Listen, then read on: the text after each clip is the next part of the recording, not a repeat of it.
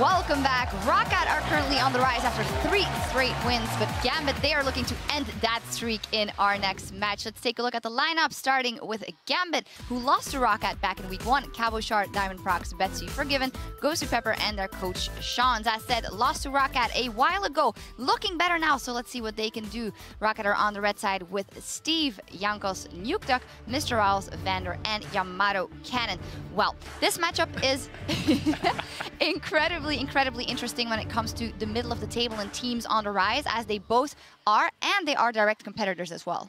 Yeah, and obviously two teams with very high expectations. Still, Roccat, yesterday after they won, they were talking about how they have to make playoffs again. They're still aiming for top 3. Sean's had an interview. He said exactly the same, you know. Get in playoffs, everything else is disappointing. So yeah, super important because tiebreakers in Europe, it might be a thing later on. Definitely. Yeah. And I also want to just touch on Steve in particular because he's up against Cabo Shard. Yesterday, Gambit demonstrated a really good, clear strategy to shut down Copenhagen Wolves' new top laner, Lenny. They got Cabo Shard's Fizz ahead. He had the largest CS difference at the end of the game, more than 200, while maintaining a 10 CS average per minute. So I think Gambit had a great grasp of their gameplay, of their strategy, and their execution. I'm looking forward to see how they do against Roccat, who are performing much better in recent weeks. And I think it all started in the pick and ban phase for Gambit, because it's a thing we highlighted a few weeks ago. We were like, oh, this is super weird, how they're always trying to have these like weird counters like Taric into Kalista. They pick Nidalee all the time. They've really improved this pick and ban phase. There's still no Kalista. That's the only one missing for now. But Forgiven is playing Sivir. And also I like the fact that Betsy gets to play more carry champions in the mid lane. We've seen Azir, we've seen Jace, because he's really stepping up and he's very important for this team. You mentioned Forgiven there, and honestly, I feel like we saw the continuation of Forgiven's growth as a player. Yesterday, he said to us, you know, if we go down together as a team. Part of being a top player is adapting and changing, and you can see that certainly he has great game yesterday, 4-0 and 8. The real important thing, 92% kill participation from Forgiven in that game.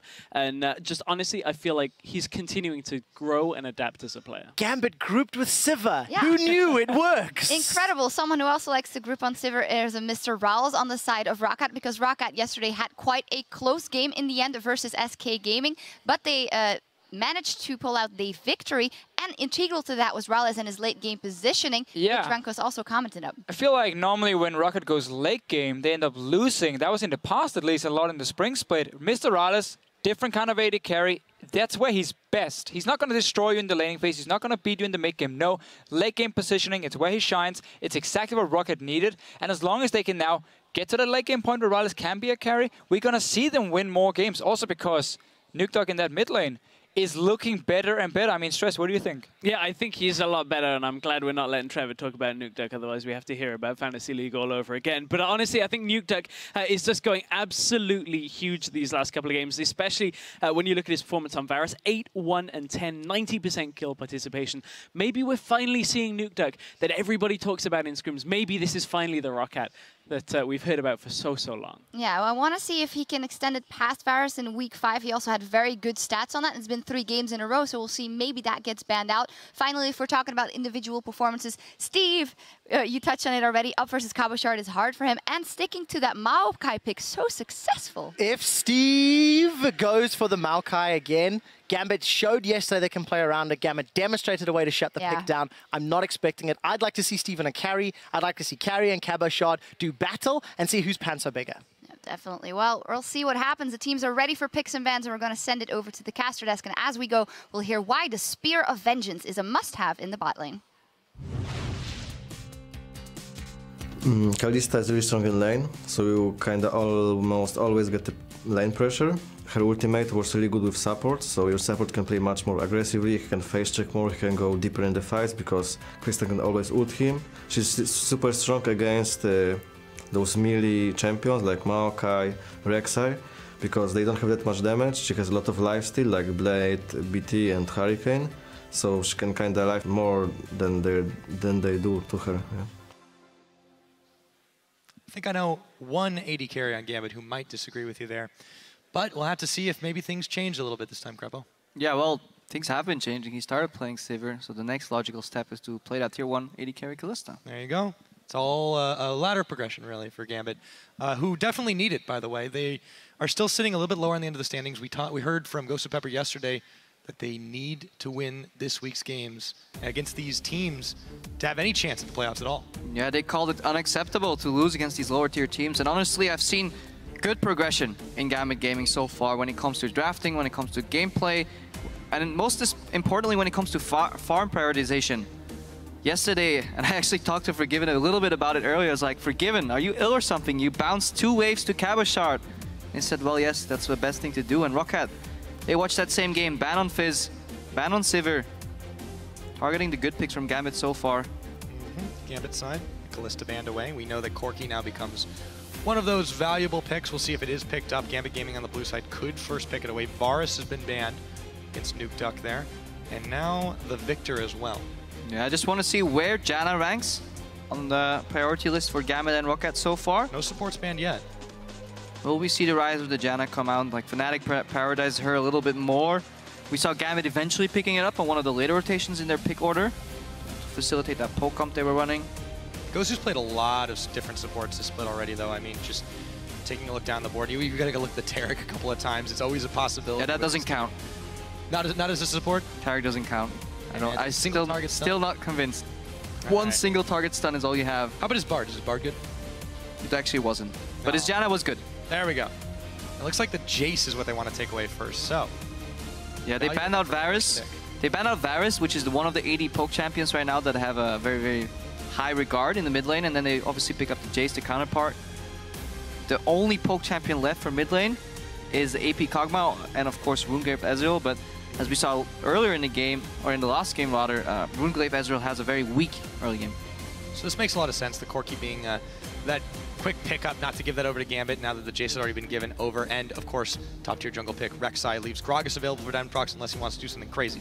Yeah, this opens up Roccat for a multitude of compositions. Rek'Sai fits everything, honestly, and is perhaps rated slightly higher than Gragas at the very moment.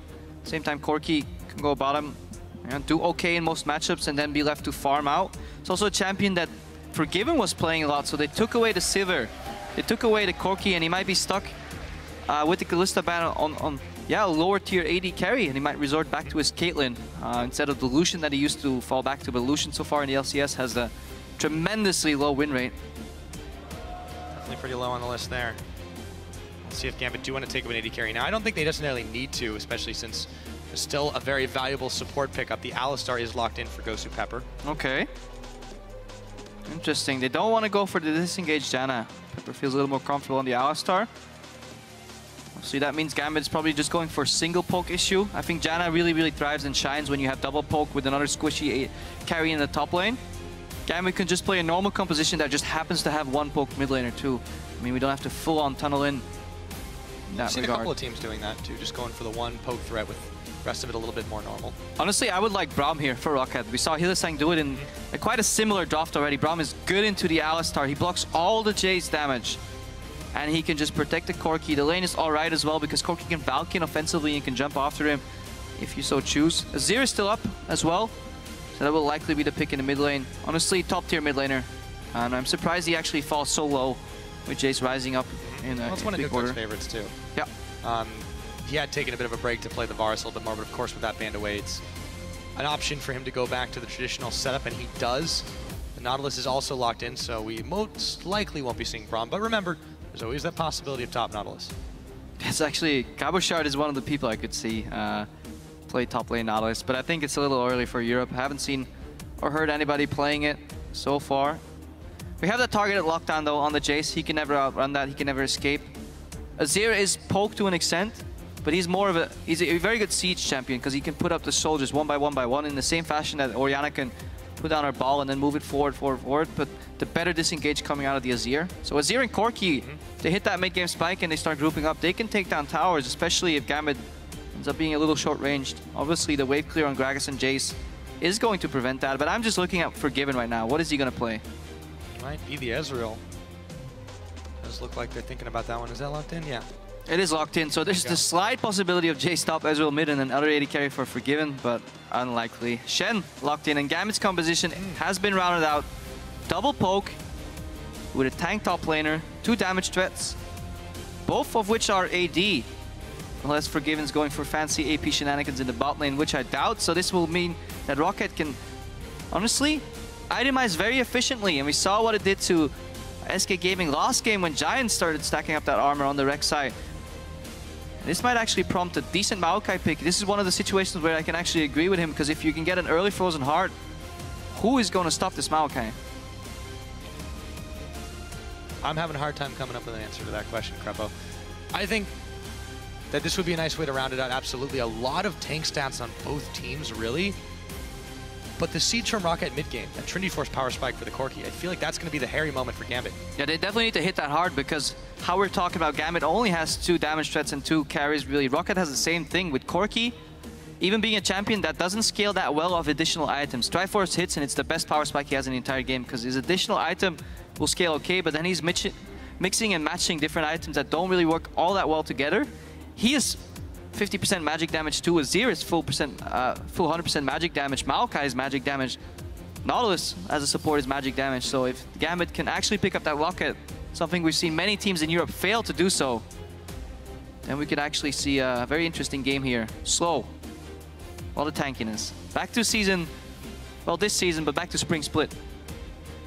Back to earlier season. Both teams have an option to itemize against each other, and yeah, Roccat might want to put Jankos a little bit more on the attack damage focus path. Still not going to be a lot, but we have seen a lot of Cinderhole Rex size, and I feel like this is one of those arguments for Warriors for sure. You could argue for it, but I think he's probably just going to go tanky, honestly, because it's so easy. If he can stack HP with that Cinderhole, then get the Randu and stack that armor, make it so hard for these 80 carries, both in the mid and the bot lane, to get through to him, then he's such a prime position to carry this game. True. It's very true. And Jankos has been very involved early on. We'll see if it's enough to take his team a win here today. Tweet at LL Esports with hashtag ROC win if you think that's the case, or GMB win if otherwise. Will Roccat 2-0 Gambit in this summer split? About to find it out.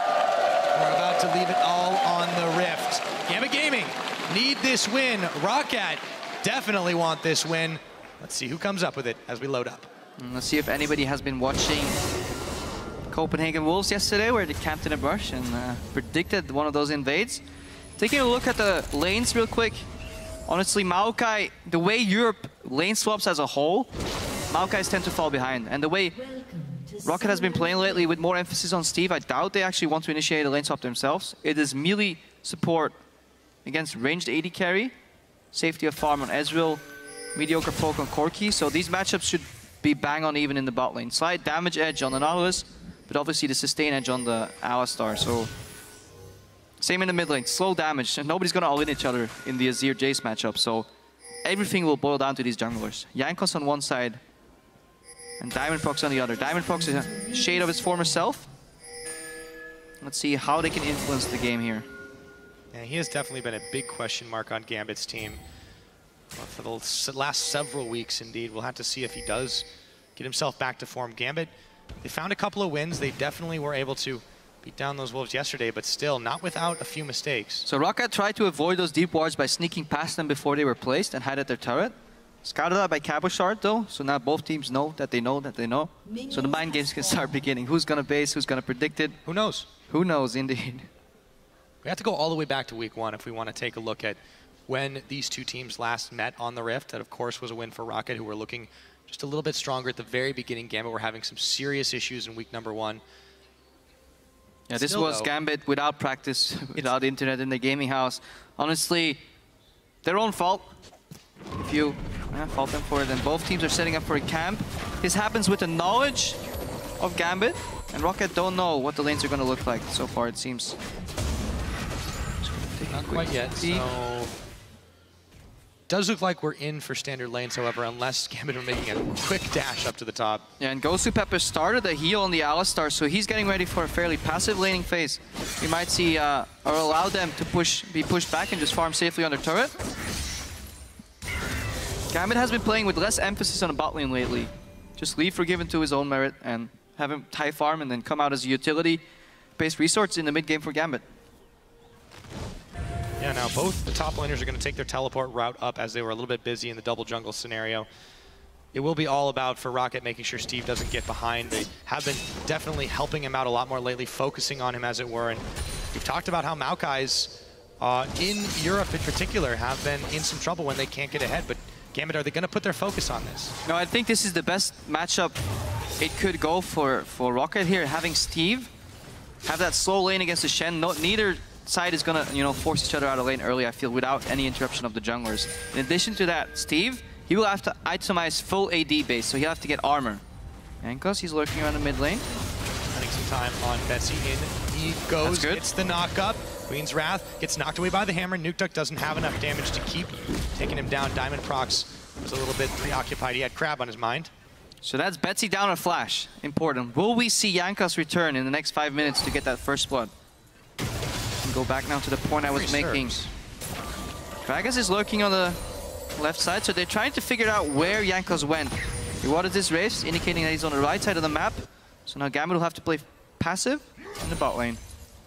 And these two mid laners, definitely a little bit more comfortable. The Jace is a newer thing for Betsy, but it has been all across the league, whereas Nukeduck this year has definitely had a few ups and downs. But in that one game, Betsy had, as Jace, seriously high amount of kill participation, just sending the shock blast left and right, able to help his team out quite a lot. Nukeduck doing well that is here, 32 KDA. That's pretty massive. That is big. Across 3 games. Yeah. Keep that up. Very consistent, very few deaths.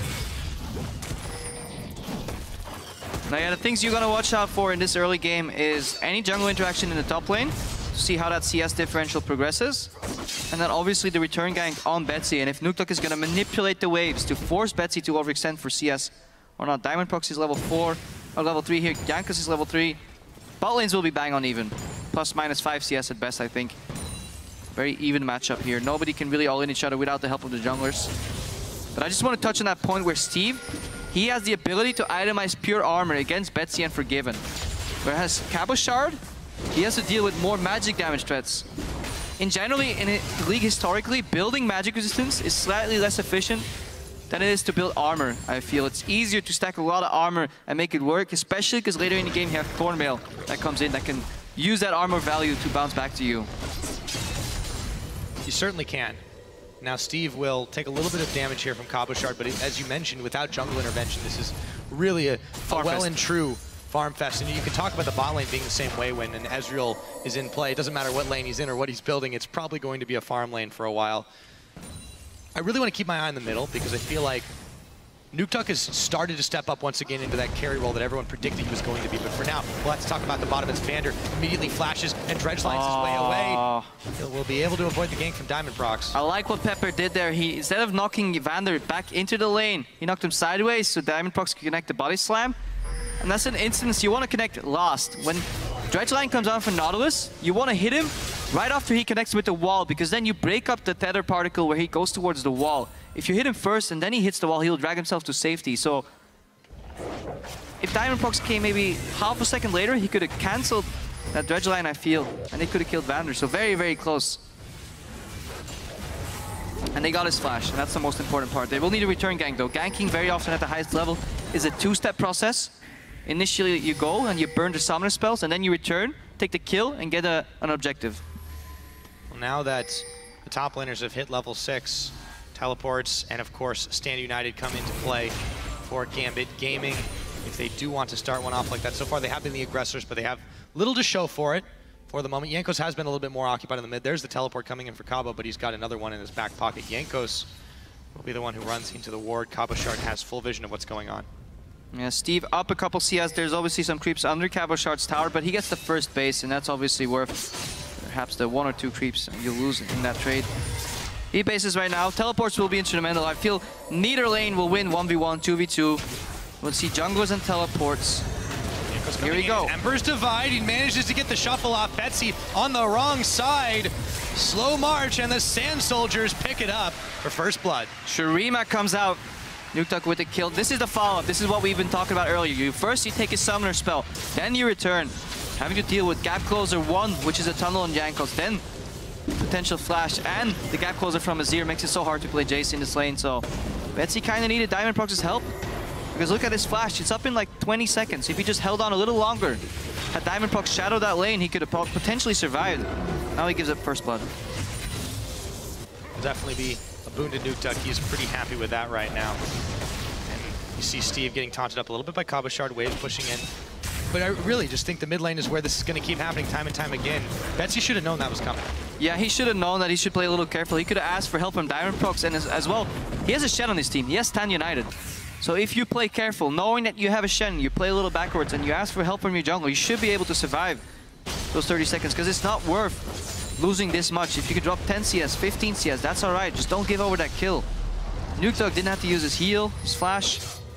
Roccat, 1,000 gold in lead right now. Yeah, not only did he give up that kill, he did give up about 10 CS on top of it. Everything else is a little bit more even across the board. Forgiven doing his best to outfarm Ralez on that Ezreal now. Jankos heads down. This ain't no farm alarm though. He's going to be seeing the cow around the side. Pings are starting to fly. Jankos and Nuketog starting to look if they might want to push Gosu Pepper out of here. They will. Yeah, a lot of zone control on Rocket's lineup, especially with that Maokai. That is zero in these fights around these objectives. Hard for Gambit to get in there. They want to poke down with Forgiven, with Betsy. Forgiven not opting for any tier on the Ezreal, no full blue build. He wants to match that Triforce for Triforce Spike with the Corki. Stay even, so they don't lose tempo, don't lose aggression in the mid game. It's on pace to do it a little bit ahead of time too. Forgiven, this is a guy who was famed for being able to CS with the best of them, as well as keep himself alive and safe on the Ezreal. Should definitely be an easy feat for him, I would suppose. Now, Dragon looking like it's going to be started up by Roccat, while Diamond Prox and Betsy are busy with the opposing blue buff. Take a look at those averages. This is way before time for Roccat, and they will secure number 1. Yeah, Roccat secured the first Dragon right here. 900 gold, 800 gold in the lead. In addition, extra objectives. So they're snowballing that pressure they have. That first few ganks from Jankos, previously called the First Blood King, obviously coming through, and First assist king. First assist king. The king of assists. True support. First of his name. Roccat Jankos. Protector of the team. Nuketog will get himself a blue buff off of all of that. Continues to keep on farming and pushing away. So far, Gambit's aggression has not been able to find any results other than a blue buff here or there. Yeah, Sheen on both AD carries. Poke, poke, poke, poke, poke. Melee range supports, which have a hard time going all in long range poke kind of compositions. Gambit, however, have been pushing the bot lane. They have been definitely doing that, and that should open an opportunity for maybe Jankos to answer on the bottom, but it's so hard to gank an Ezreal, so hard to gank into an Alistar, and he has definitely been spending his time better in that mid side. Steve now has a wave to contend with on the top, but he's perfectly happy with this. He says he's getting all the time in the world to get up to that late game Maokai. And honestly, both AD carries sticking to their strengths. We always praise Ralez, or many people praise Ralez about his team fight positioning, but Forgiven going back to his traditional SK Spring Split style where he pushes up and he just pokes you on a tower and gets small advantages, and he gets his CS first. You see Gosu Pepper go in here, combo. Forgiven gets his CS first, and then he challenges you on your CS, and then you have to perform under pressure to go even at best, because Forgiven rarely misses uncontested CS. It's not in Spring Split. It's definitely indicated by that differential right now, about 25 or so. Let's take a look. Tiro the Goddess 200 right now. Stacking up. The reserves indicate, so he's still well off. You see that Tiro very early in the game still, but he's got his jungler nearby though. And that's mostly because Nuketog is keeping him at bay, so he has to CS in their tower, so he has less time to do those repetitive Qs on those minions. Pepper a little bit low here, but he should be able to sustain up. Yeah, here's a Stand United now in the mid on Betsy, but that was a little bit late as we saw the Emperor's Divide had already started to wear off. In comes Roccat Vander onto Forgiven, but he's Arcane shifted his way away and he'll back to base for now. Yeah, but this just gives Steve more breathing room, and this is Maokai is only charging up very well right now. He wants to build that Righteous Glory first, and then he's probably going straight for the Frozen Heart, I would imagine. And then it will be hard to deal with him, because so far Maokai has been played a lot by these lower tier teams as a comfort pick. Hasn't been successful at all. He's been picked once by the top 3 teams. I think this is 18th time by now for this top, or the bottom 7 teams right now. But Roccat is looking to make it work. See if they can make this dive work. Cabochard realizes Jankos is there now. They are going to turn their attention to him, but he's already gone instead. They will just be able to deny the wave, but they can't deny it necessarily from Forgiven. Sends a true shot barrage up that way. Tower falls nonetheless. Yep. First tower of the game. Roccat side, they had the first dragon of the game, first kill of the game. Nuketog control the game. Might be number 2. No, he's going to be able to dash his way to safety and into the arms of his team. return some fire. The order is given, and the fight is teleported behind too. Teleport in the flank. Betsy realizes he's got to dodge Steve. Is he going to be able to go in? He targets out Diamond Prox under the tower. Betsy now is being fired on, but he's already able to get away. Cabochard tries to bait and taunt Steve, but he won't be able to get it. Cabochard now in. Gosu Pepper gets pinballed into the team, and Vander gets the kill. A tower to Roccat as well. Yeah, Betsy makes it out of there with a sliver of HP left, but then Nukta comes in, still has his ultimate. Controlled aggression from Roccat here. Good respect flash from Steve, and honestly, he's been getting better and better every week so far. The first few performances for Roccat, they were shaky. He wasn't used to repetitive ganks. They were beating up on the new guy. Then he had this surge where he had Echo, where he played twice. It was last week or 2 weeks ago, I believe. And ever since I've seen Roccat play a more controlled style, more Steve-oriented. They didn't leave him hanging, didn't leave him to dry. They make sure he got into the early and mid-game, and he's returning that favor to his teammates, and so far solid. You heard it here. Treat your top laner right, because he will help you later on in the game. Steve has been perfectly happy right now. It's an investment for the future. Cabochard has not needed too much help himself, as he's been perfectly fine up here, but I feel like the later the game goes, you're definitely going to want to have that Maokai on your team. The Shen is good too, but Gambit have not been able to execute his utilities to the fullest to really contest objectives around this map. Roccat has had the edge in this early game. Okay, looks like I was wrong about the Frozen Heart. Steve is building for the split push. He wants that magic resistance to deal with the Shen Vorpal Blades. To be at low damage, they come in rapid succession. So he wants to keep Cabochard down, a strategy often used against Gambit. Could argue that he could just try to do that without, honestly, that magic resistance. Diamond Prox wants to find Ooh, pinball. He will, there we go. He's gonna burrow away though. Nuktuk and Vander are here. Emperor's Divide, in comes the True Shot Barrage. Gambit still marching forward, but they can't find the kill. Good Emperor's Divide by Nuktuk. If the Shen Town came out or not, they would have been prevented anyways, because you can't get over that wall. Good defensive play by Roccat. And I just want to touch on that item build even more from Steve. He wants the magic resistance, I guess, to deal with the Sunfire cave that could potentially come out from Cabochard later, or just the repetitive magic damage. I feel like he could straight up build for teamfights and just, you know, shut down Betsy, and for giving these fights, just added even more zone control to it. And we saw that earlier on when they went for the mid lane tower dive. They were able to do just that, lock down the target, force a counter engage, I would suppose, from Gambit, and then they were able to get at least one, then the tower. However, Gambit, they do pick up one tower finally for themselves in the mid lane there, while Rales was getting busy on the bottom side. Pepper will be there. The tower is also very low. Roccat still controlling this one. Dragon is live. Let's see if they decide to go for it anytime soon. Yeah, 3,000 gold ahead at 50 minutes is big. Let's not forget that. 2 kills, 2 towers, 1 dragon. And as you just said, the second one live. So Roccat, honestly, playing it by the book. Nuktuk, I've called him defensive in the past. I felt like he played with low pressure, but this game, it was a smart kind of defensive. He worked together with Jankos, got Betsy's flash, then Jankos returned, killed Betsy, then forced Cabochard's ulti back to the mid lane. So he's been using controlled aggression to make small advantages, chip away at the armor from Gambit, and then eventually get an objective. 2 towers, 2 dragons, 2 kills. Triple twos. Across the way, slow advantages, calmly pushing their lead ever so gently forward against Gambit. Ticking timer in the form of Nuktuk in the middle. He's got himself a needlessly large rod on top of that Morellonomicon. Shurima doesn't need boots. We shuffle our way out. He says, who needs boots when you can get AP?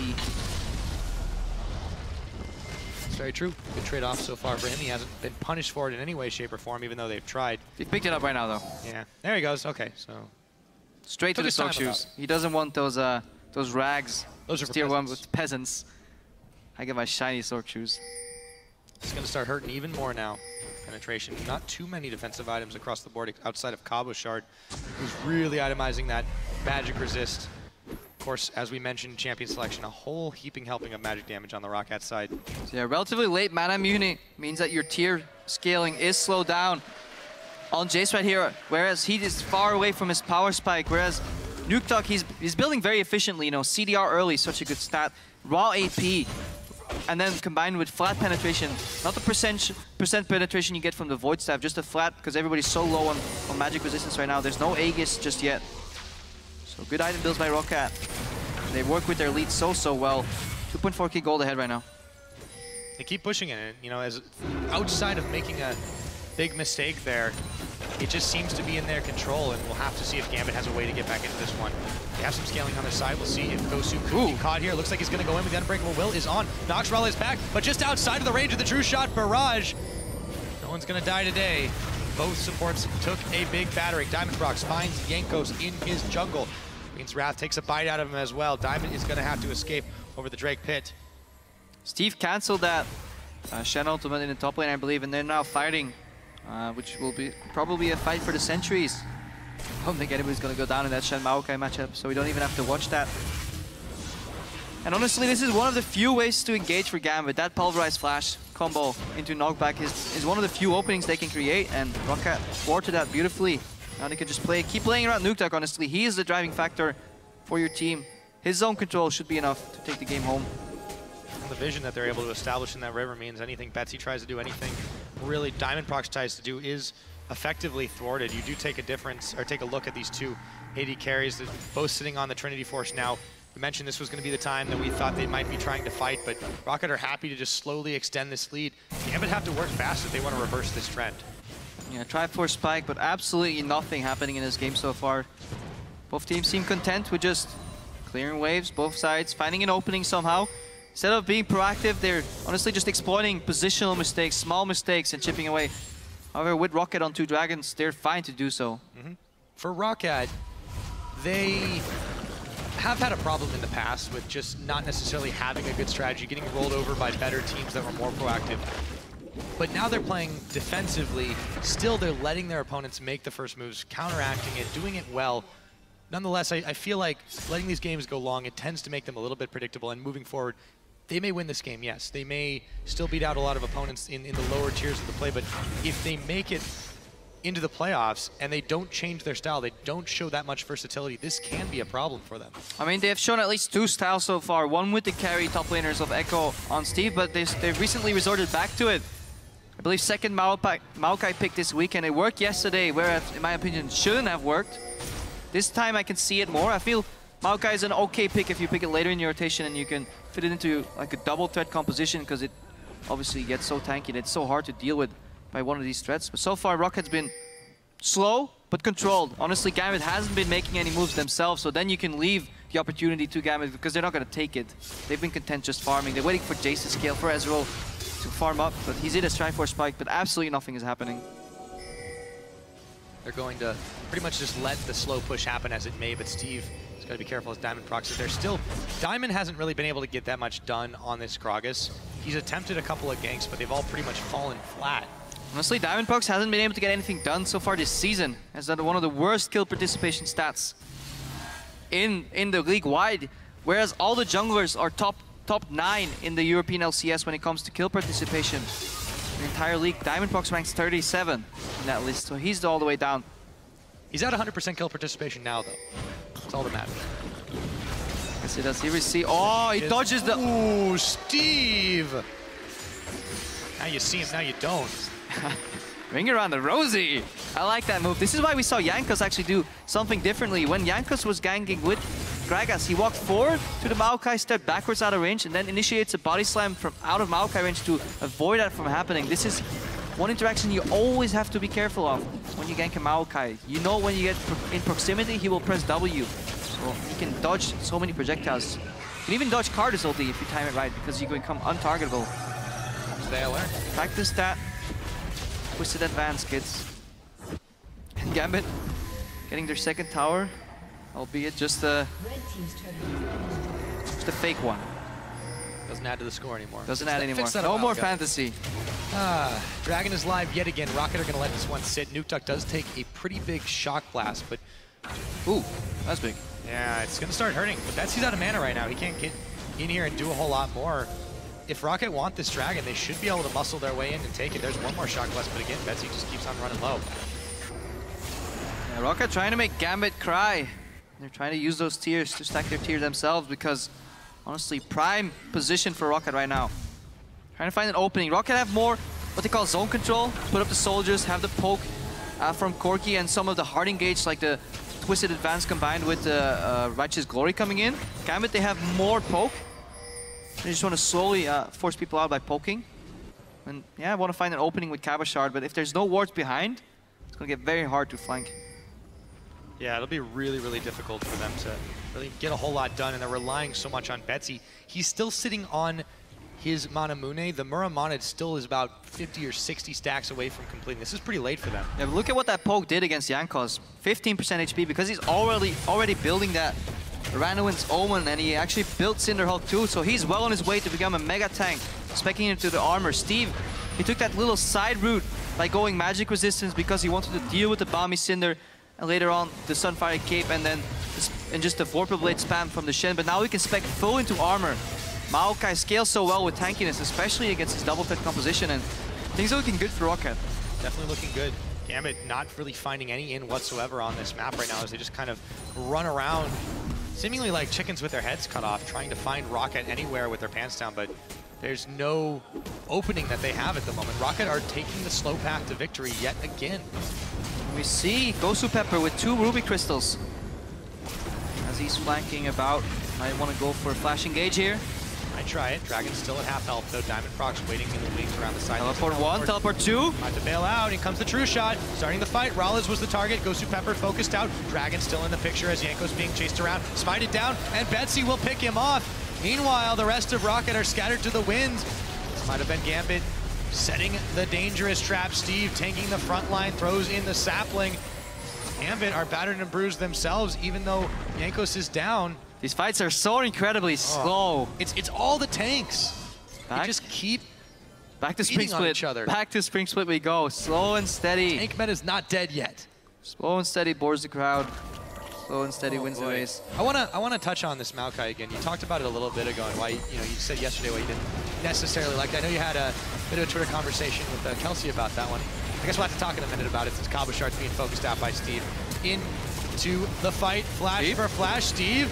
Can he get in there? Yankos, they just really want to pick this fight. Gosu Pepper goes for the headbutt, but he'll give himself up. And a tower falls on the bottom courtesy of the minions. Roccat will find the revenge. Gosu Pepper throws himself in there, sacrifices himself for his team, but Gambit honestly maybe could have turned around and started that dragon, try and get it, but going back for more poke.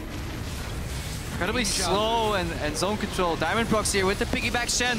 Oh, the dragon, once again, we've seen it before. Triple taunt. He is taunted, he is down.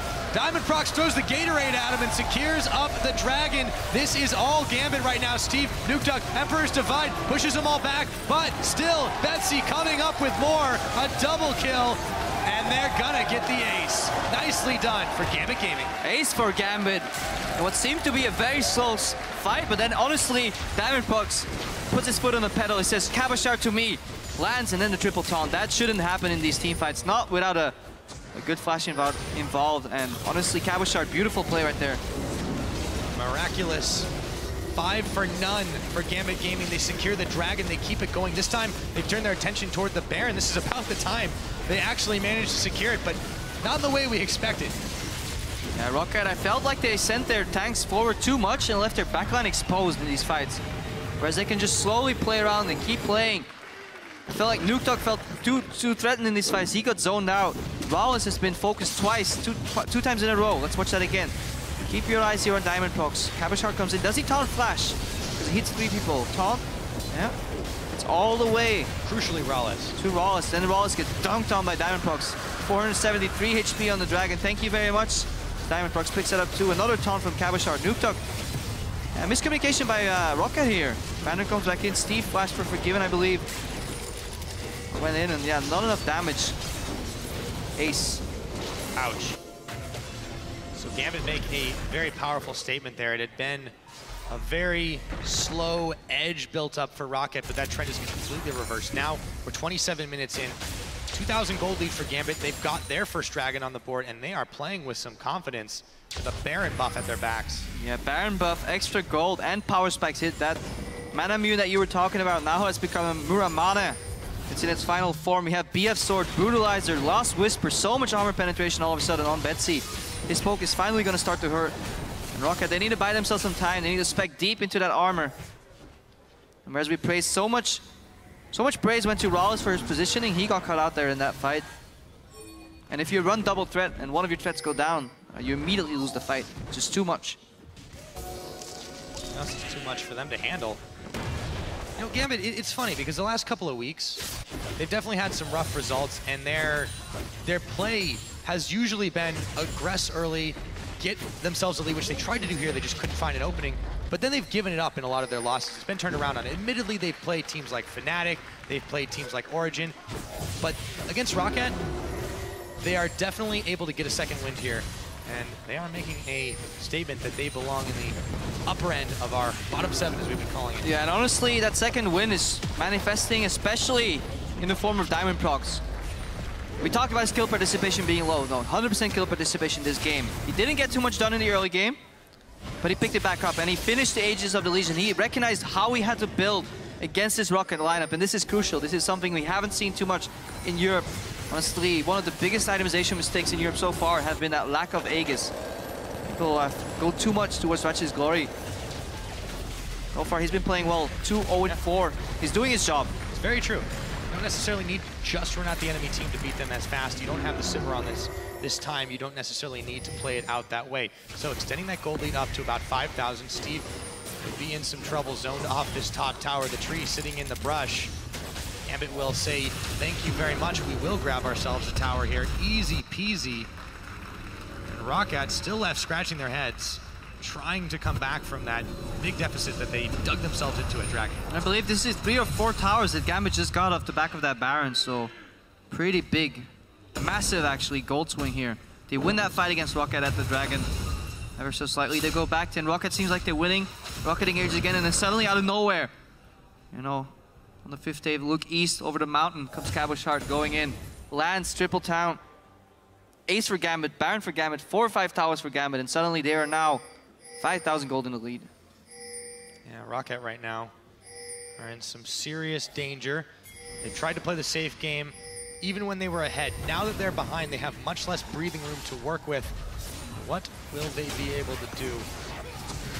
Trying to push Gambit back. That becomes the question. How do they get back into this game that they so precariously built up a lead to? They want to stall, stack armor. They got the Frozen Heart right now. Steve, he has the makings of a Thornmail. He could build that and just throw himself on one of these AD carries that just can't deal with him. They will literally kill themselves trying to deal with him. But then somehow that backline from Roccat needs to survive and somehow deal with these tanks, because Cabochard is pretty tanky, Diamond Prox is pretty tanky, but they have enough base damages right now. As we Cabochard go for, see, he goes for the split push Shen with the Triforce, because he wants to have enough threat on the backline, and then the split push to actually force, hopefully, Steve out, or deal with the likes of Rawls in teamfights. And Rawls is forced to go for this infamous Triforce, Blade of the Ruin King build for Corki, so 2 items that don't synergize all that well. 30 seconds on this next Dragon, too. Roccat had been slowly building them up, but Gambit are the ones that are in a much better position to take this. You take a look at how the vision is shifted. Even if you cover the gold on your screen, you can go ahead and just see, hey, these guys are definitely the ones that are making the plays. In the early game, you wouldn't have been able to tell that. And Gambit likes to just push out these waves and then group on some single tower, and so far it's been working. Now, without this Baron buff, the double wave clear from Roccat might be too much for them to do so, but they might just straight up go for a dive. But it's risky against so many tanky members. Definitely is risky, and they're just being able to zone out time and time again. Diamond procs that Gragas barrel, keeping them from checking in. And he wants to threaten the flank. He wants to tell Roccat, guys, don't defend your tower too aggressively, because you'll get a barrel behind you, get knocked into my team. But I feel it's very hard for Gambit to open up this defensive posture from Roccat. It is definitely hard to crack this, but the problem is Gambit are the ones who are forcing Roccat to dance to their tune. They tried it in the early game, and it I don't know what to say other than failed miserably, but this time, now that they've gotten ahead, they can keep up the pressure. They can keep Roccat from really getting anything back on this map except a little bit of farm, and now they can move around the sides. They can continue to 3-2, 3-1, 4-1, everything. Yeah, they want to lock Roccat up under a tower, peel off Cabochard, let him push his side lane, and then rotate in between the lanes. And shock. Hopefully catch somebody off guard, and you need complete vision control to do that. Now while they defend mid, then Gambit can go back to top lane because they can keep rotating in between these towers. Steve's, he's had enough. Yeah, but Gosu Pepper is the one who's caught up, realizing he's tanky enough, though they turn their attention to Steve to the skies. Steve, he's gonna be taunted under his own tower. The rest of Gambit trying to finish a fight off. Steve will not go down, however. Ooh. The order is given, and the fight is over. No one down just yet. I would have liked to see Nukeduck flash in and turn that wall around. Wait a minute. Oh! Wouldn't have killed, I don't think. But Nope. Look fancy though. This is not Pepinero. This is Forgiven. Different kind of Ezreal. very different kind of Ezreal. Steve gonna be spinning his teleport. They're taking Round 2. They want to go in and find Betsy twisted. Advance onto him, keeping him locked up. Jankos will flash. Betsy will flash as well. And he will get away. Sloppy, sloppy, sloppy from Roccat. I feel Steve should have opened with his Q, held the twisted advance until the gate came out, and then Jankos, he flashes forward but doesn't connect with the knockup, allowing Betsy to escape. They try for this Baron, but I don't think they can anywhere near finish that off. Gambit were already back in position. There's a wave pushing on the bottom. Roccat have not respected this side wave at all. Teleport available on Shen. Does want to start using it. Shock Blast to keep them off, and they don't need to start this Baron. Not at all. We've already seen what can happen. However, they do have the damage to get Rockat's attention. And Diamond Prox is in the middle. He finds Steve. Twisted advance back onto Diamond now. Vander, Jankos, Rales in the back. Goes to Pepper. Make sure they're knocked away from this one. Rales, they find him, but he's going to be able to Valk his way away, or rather flash his way away. Steve, can he stay alive? Steve, Diamond Prox looking for him. Vander still hanging around. Amazingly, no one's down yet, but in comes the Emperor of Shurima, and that's going to be a double kill for him before being taken down. A double kill for the Azir. Shock Blast, another for the Jace. Nukeduck, can he get away? It's a 4 for 2, but he's going to the wrong base. Nukeduck playing Summoner's Drift right here. Jukes! He's now got no flash though. Oh! Pepper finishes the job. Fancy footwork from Nukeduck on Summoner's Drift, but it wasn't enough right here. Gambit eventually lock him down, close him out, have enough vision to do that. Now they will take an ever so slow Baron. It's not about the damage. Pepper, don't die. It's about if you can do. No, don't do it. Don't do it. You have so much to live for. Right, he's fine. Diamond still got his fight. 2 more seconds. Are they waiting? Okay, they waited for Shen and Forgiven to spawn. Incredibly important because you have that window, obviously. Jankos almost wasn't time to steal that. That would have been awkward. Ooh, just a little bit. But all said and done, work. 5 members got the Baron up. Calculato. They have even more to work with now. And importantly, they've extended the gold lead. Even though Roccat, at first, that fight looked like they could have taken it. We'll see it again here. It turns sour pretty fast. Yeah, Steve's gonna dodge another couple abilities here with the twisted advance. But then Gambit realized they should just stop hitting the tank, and they focused their attention to Raw, as he's honestly not been able to do much because he has such a hard time getting to his front line. 4-man taunt here again by Cabo Shard. Fantastic play. He goes low. Nukeduck, I like this move right here. He goes in, gets Cabo. It's Forgiven. Tries to prevent Diamond Prox from getting to him, but then yeah, he's stuck and his team's already died. They started fighting without him present because they had to. They did that panic Baron. I feel that was a bit of a mistake. You can't do Barons without proper vision. Just ask SK Gaming. They know all about that one. We did, however, learn. Nukeduck is one hell of a fancy driver. He can maybe save Rockat's bacon in this game. Will be on his 10,000 gold deficit for this team as they try to defend against the Baron up. Gambit Gaming. Steve has found Cabo Shard, or is it the other way around? Taunting on him. Purple Blades as well. Now rotation mid though. Yep, they will be there. Goes to Pepper, headbutts into a minion. And they will be able to take down this tower. Stand united. The Shen's coming in. They're going all in on this inhibitor. They will be able to take it down. Steve couldn't even get into his own base there trying to flank. Yeah, I like what Gambit's doing. Whereas previously they were knocking on that tower too long and realizing they're fighting against too much wave clear. They just buy some time until Roccat actually buys into the story tale that Gambit's actually staying at the tower. Suddenly, 1 or 2 members show up in a different lane. Shen can ulti out, teleport. Uh-oh, Steve, pinball, back and forth, the tree, they chop him down. Betsy will get a kill on that one. Vander goes down as well, double kill for the Jace. 7-1 and 6 on this game. Gambit Gaming looking to push in, maybe for the win here. Yeah, and the Blade of the Ruin King coming here, in addition to the last Whisper, as we see Cabo Shard get knocked up there. That's the power spikes Gambits are looking for. To combine with that Baron, they can finally push down and poke down his members, but watch out for Nukeduck. He still has a lot of damage. Have to be careful now. Teleport down to the bottom. Cabo Shard is going to hit his side push on once again. Diamond Prox just tanking up this turret in the top. The split attention Roccat cannot react to. They don't have enough members up right now. They're going to lose one inhibitor turret, another inhibitor turret, another inhibitor, and maybe the last inhibitor. No one's responding to this Shen. Roccat, they can't stop it. Yeah, their boat is sinking right now, and they just have all hands on deck, but it's not enough right now for Roccat. And honestly, this is the most efficient Gambit I've seen. I still recall that one game where they played against Copenhagen Wolves, and I believe the sides were mirrored. Gambit was the purple team back then. So inefficient at closing, had no idea what they were doing, but this time, very different. Crisp.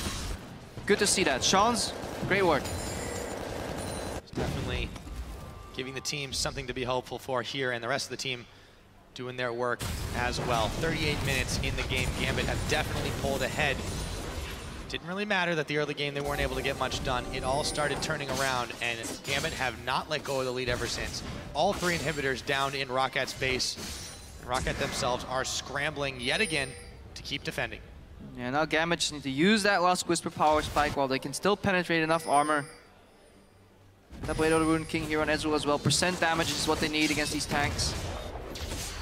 But then such a beefy front line. Locket of the Iron Solari on Diamond Prox, one of the few that we've seen, touched on it earlier. So efficient, and Roccat just has too little damage right now. Just can't get it done. Steve is going to continue tanking it up, but Gambit don't need to kill him. They just need to keep them busy while the minions come in. True Shot Barrage melts through Nuke Duck's health bar. The rest of the team still trying to finish off the tower. They will be able to take it down, and now only one Nexus turret remains between Gambit Gaming and this game, and the Nexus sitting there. Oh boy, this could be the end of it all for Roccat. The miraculous defense, can they hold in line? They may be able to, but Roccat, Jankos is going down. Steve, he's gonna try to stay alive, flashes back to his base. The last Nexus turret is down. Vander tries to distract, but there's just too much here, and Gambit Gaming will even the head-to-head in summer. Slow and steady wins the race. Slow and steady kills the base. Gambit Gaming come out on top, but honestly, handed over the victory a tiny bit by Roccat. Monumental screw up. They were in prime position in this game, but good tenacity from Gambit. Play from behind, and it's honestly, see this more and more and more in the European LCS. First few weeks were incredibly snowbally. Lead at 10 meant you win the game. Lead at 20, just so high chances that you were winning the game. But recently, we've seen people bite back as they've been put in the corner. Tenacious Gambit right here. Turn it around. Ace, Baron, 5 towers. Wait, Baron, 3 inhibitors. Wait, Nexus. Clean, crisp, cut. Something that we hadn't seen too much from those lower on the table teams, and this is what is going to separate them going forward, looking for playouts, looking to separate themselves from the rest of the teams. Gambit proved today that they do have what it takes, and they do wrap up the week 2-0 against opponents in similar positions to them, and that's very, very good. You got to be happy if you're Sean's right now. You can see him smiling as he gives some hugs and handshakes to the rest of Gambit Gaming. And Gambit Gaming, they had 15 kills, I believe. Betsy involved in all of them. Every single one. He got more of them as well. 8, 1, and 7 on this chase. Diamond Prox 13 out of 15, so we saw a very group-heavy Gambit. Even though they had a bit of a split push with Cabochard, he was still present for 11 out of those 15 kills, so very, very teamwork-oriented Gambit. Also, it tells the story of the game, right? Nothing was happening in the early game. Very, passive Gambit, trying to look for an opening, didn't really get it. Good exploiting, honestly, by Jankos. He saw that Jace is very low mobility. Once he uses that gate, that's his escape tool. He doesn't have that gate anymore. You force his flash, and then you return gank him, try and get his tower, get a dragon. Roccat got ahead that way, but Gambit stopped the bleeding just in time. Very, very true. We'll take a look at the lineups once again, refresh your guys' memory here. Very, very quick pickup on that Jace for Betsy, and that definitely was a big, big factor in their win. Yeah, we kept talking about itemization, how Diamond Prox, honestly, with that Locket of the Iron Solari, he needed that, because if you look at Azir, if you look at Corki, Nautilus, Maokai, so much magic damage. And you help your teammates with that as well, because you allow them to build full-on offensively, especially when you're playing these lower threat compositions.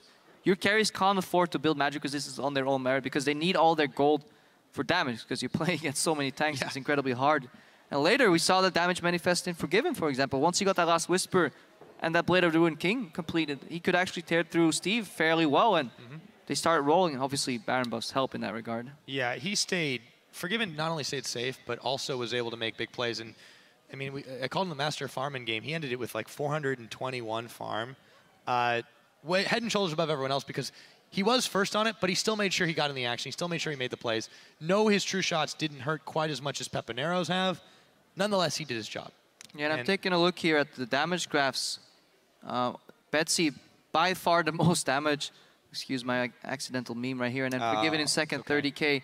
Well ahead of still of Nuketock, he was on 24k. So Roccat, yeah, just got out-damaged and they couldn't deal with it anymore. Their tanks had enough base damages on the Gragas, on the Shen to win this game. And then definitely, if we talk about Shen, we have to talk about Cabochard. 4-man taunt, 3-man taunt, flash in, teleport, ulti.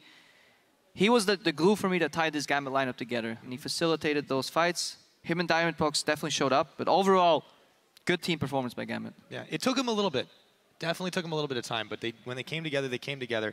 It's kind of like the new Gragas barrels. You got to wait a little bit, but then when they blow, they do a lot more. So for now, though, we're going to send it Analyst Desk side to look into Gambit's 2-0 week. Thank you very much, Pyrotechnics, for joining here by Cabochard and Gosu Pepper, although I still want to call you Edward. Welcome and congratulations on that 2-0 week. Looking at this game, though, the early game didn't go incredibly smooth. Maybe, Pepper, can you walk us through that? You guys were actually down about 3k gold at 20 minutes. What went wrong? I don't feel like we were behind in game overall, but our plan overall was like we have Shen, global ultimate, so we wanted to do some dives bot lane. Like Diamond come from behind, ward, or Cabochard will Diamond that we just 4v2 dive or 4v3. But it didn't happen because they were playing too passive. And we just did some fail ultimate, so it just was slow start. You mentioned the Shen there. You guys, Cabochard especially, you seem to be very comfortable on split pushes. Fizz yesterday, Shen today. Spoken to a lot of top laners. What are your feelings of top lane now? Because we've seen a little bit of a fall on Maokai. Yeah, exactly. Maokai is really falling off. The picks like Fizz, Karim, and Shen, for example, are coming stronger into there. I think it's more for like people adapting because Maokai is in the meta for a really long time now. And you will see with Shen, you can just TP, Maokai will follow with the TP, and then you have ult advantage, for example, so it's really easy to use that. Yeah, even if we didn't that game, it was pretty poor early game. I wanted to ask you about that because initially Maokai was building for split push, but then he built more team fight oriented. How do you think you adapted as the game went on Shen? So I went for 2 tanky items into Trinity Force because they had not that many damage actually. Like they had a lot of magic, and I didn't need to build Tormil or Renduin, so I went straight for Trinity Force. Yeah, well, we want to take a look at one of the replays as it was a very big turning point for you guys in the game. This is where Roccat is about to take the dragon, but you guys turn up big. We can roll the clip. Maybe Cabochard can run us through this one. So we knew we had to fight because I think it's the 3rd Drake and we don't want to give them the snowball. Like, Betsy pokes them pretty well. Mr. Rel is low on mana and HP. And we know at some point Forgiven just gonna ult. I ult on Diamond and I taunt Mr. Rel, and then we just follow up. We managed to kill the Mr. Rel and we can just clean up everyone. And meanwhile Diamond got the Drake, so it's really nice. Yeah, indeed. Pretty clean-cut fight overall when you look at it. Even as a 4 versus 5, we were talking to you very briefly before we came on, Pepper, about just the significance of this fight. Certainly a big turning point in this game. And it seems like the supports had a bit of a turning point as well, Sharks, when we've had a couple of players up here maybe playing a couple of different champions. Yeah. Playing Braum. I don't know where you're going. Oh, yeah. okay. Sorry, okay. That's my bad completely. That's okay. We actually have a tweet from someone at HillMcKenzie98 tweeted with the power of poke in Ezreal, Kog'Maw, Varus, and Jace. It looks like Braum should see lots of pick ban. Edward, I wanted to ask you about that because yesterday we saw Hylissang with a phenomenal Braum versus the Jace poke. What's your opinion on it? I don't think it works against all poke champions. It's just because against Jace because his cooldown is super long on the gate. So against Kog'Maw, Ezreal is not gonna work because they just, for example, Ezreal Mystic Shot, they have like 2 seconds. Like Kog'Maw spamming from like his ultimate, you can't even block that. So it's just against Jace, good pick. So very situational. Maybe one final thing for Pepper. Yesterday we had Forgiven here on the desk saying, if we go down together as 5. Have you noticed that kind of change in his demeanor since you started working with him? Because that isn't necessarily the Forgiven we used to know. Yeah, this is first Forgiven who play for the team, not for himself. He become a team player. That's the first time, and I respect a lot, and I appreciate that he's doing that. All right, cool. Cabochard, how has it been just with Chons as well? It looks like your drafts are getting better. Forgiven is feeling really well. What are your general thoughts? Yeah, I think we're improving quite well right now. We still have things to figure out, obviously, but our lane swipe is getting really strong. And yeah, as well, I really appreciate that Forgiven came from a long way. Like, he was only playing Graves, Lucian, and now he's like, yeah, guys, pick me, CV, I will support the team, so it's really nice. Yeah, definitely. All of you guys stepping up. Congratulations, 2-0 week for Gambit. We need to take a quick break, but when we return, it is the Copenhagen Wolves as they turn to try and stop the undefeated Fnatic. We'll see you back here in 3.5. Today, I want you guys to push to the max, you know? Yeah. Visualize the game and think about everything you're doing. This is all Gambit right now. Steve, Nuke Duck, Emperor's Divide pushes them all back, but still, Betsy coming up with more. Can he stay alive? Steve, Diamond Prox looking for him. Vander's still hanging around. Amazingly, no one's down yet, but in comes the Emperor of Shurima. Going bot, guys. Did you go for Mom? Yeah, I'm coming. Guys, take it. I'm going bot. No, he's dead. He's fine. Guys, Nautilus here, Nautilus. Look at Nautilus. I'm going from behind then. Kill the dead! Okay. Nice. The miraculous defense. Can they hold in line? They may be able to, but Roccat Yankos is going down.